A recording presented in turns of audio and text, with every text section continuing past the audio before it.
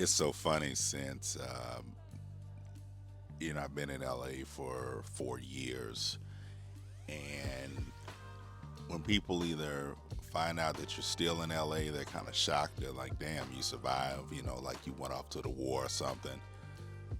But the most common question that you get is, "What do you do for fun out there?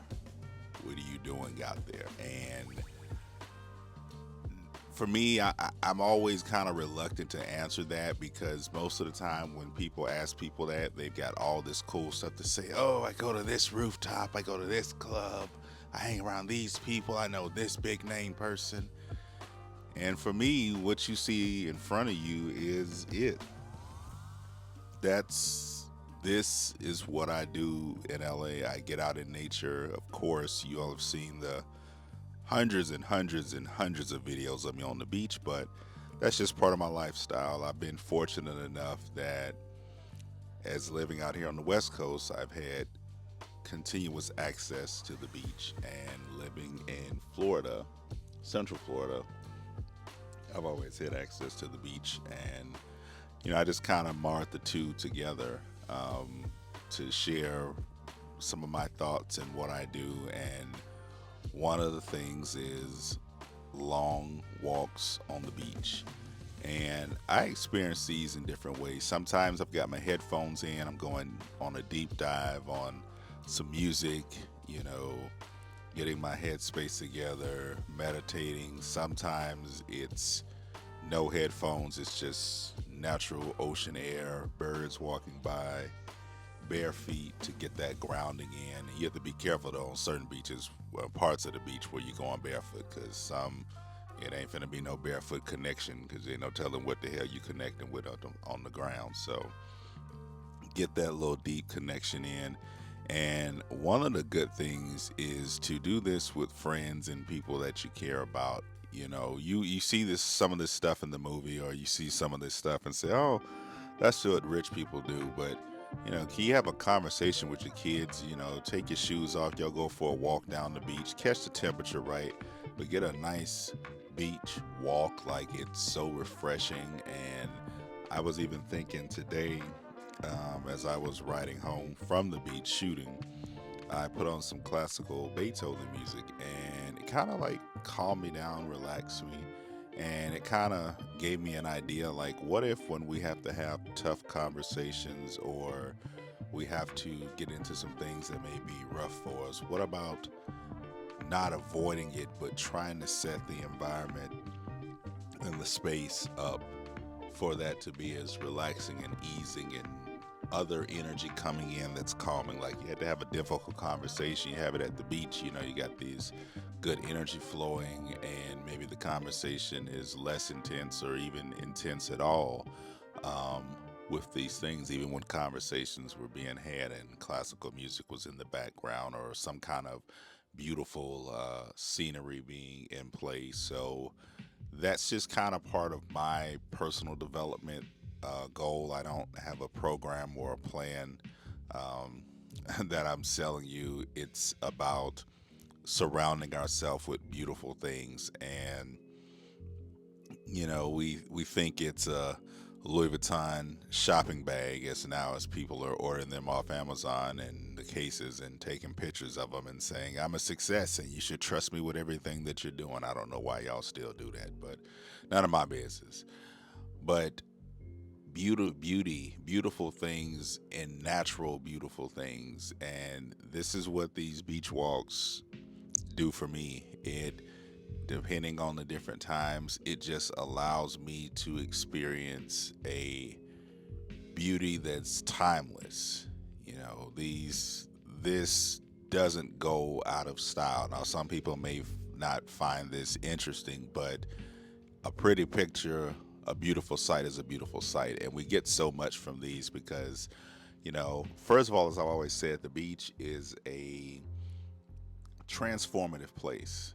Um, Not only to take long, deep breaths and flush out the toxins from hell, living in the city. I don't even have to tell you all about the air quality out here.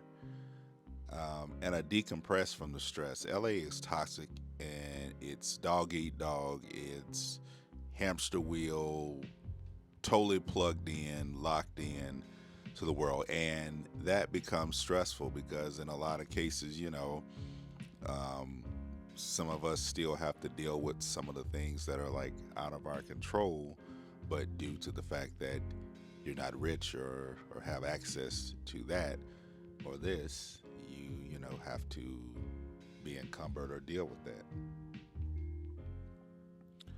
So I like what really kind of pushed me is like to seek out things that are that aren't dependent on how much money I have on my pocket, don't require much to experience them.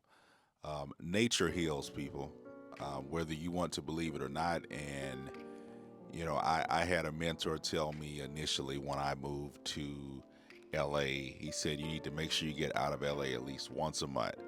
And I did not follow that rule whatsoever until now. And I get out of the city, out of the hustle and bustle, out of the who I know, who you know, how I look, how you look, what you driving in, what I'm driving in, what your title is, and get out into nature because, to be honest with you, nature puts you at the core and at the base of one, and these views I notice is that the more that I expose myself to beautiful views like this, um, the more they become frequent.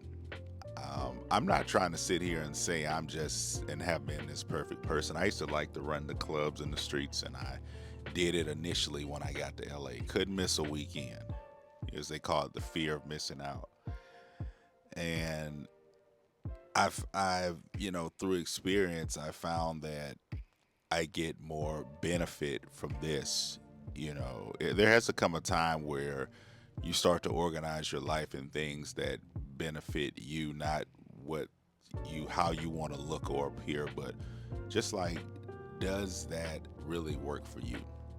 And I start seeing the effects of clubbing versus going out here, getting this open air nature.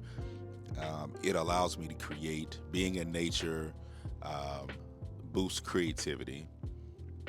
And I always said this too, is that if my home is 15, 20 minutes from this, what the hell am I doing?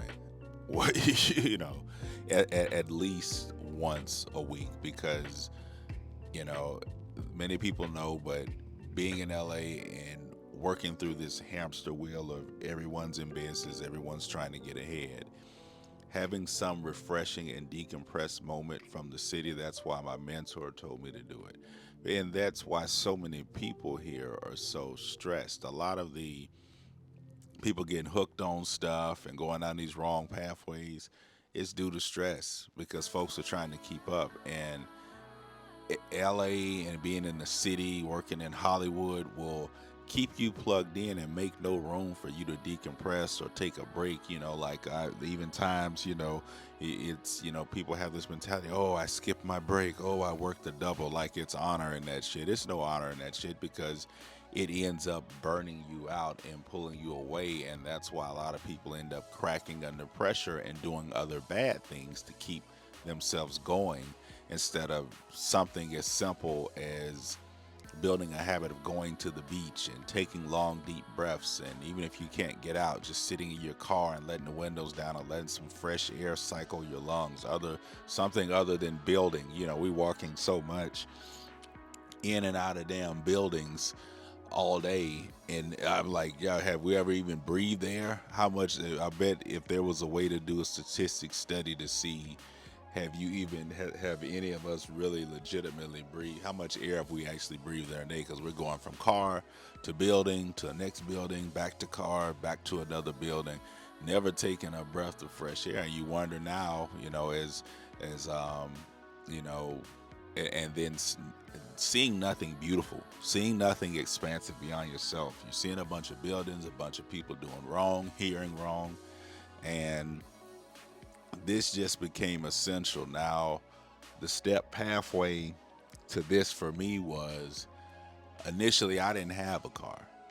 it's more convenient now because I can drive, go where I need to. I didn't have a car, so the few times I got to the beach was me riding the beach way out from West Hollywood to Santa Monica, getting on the bus, and essentially that would be like a day thing for me. I would try to get out there at least by 11 or so, take everything I need with me for the whole day, eat something out there on the beach, and if I was up to it, I'd stop by, a bar or something on the way home that was in my neighborhood. But that was a big thing to me. So what I still did, it didn't stop me from going on my walks. The walks are beautiful. Now I'm walking on the beach, but I had to walk through the city.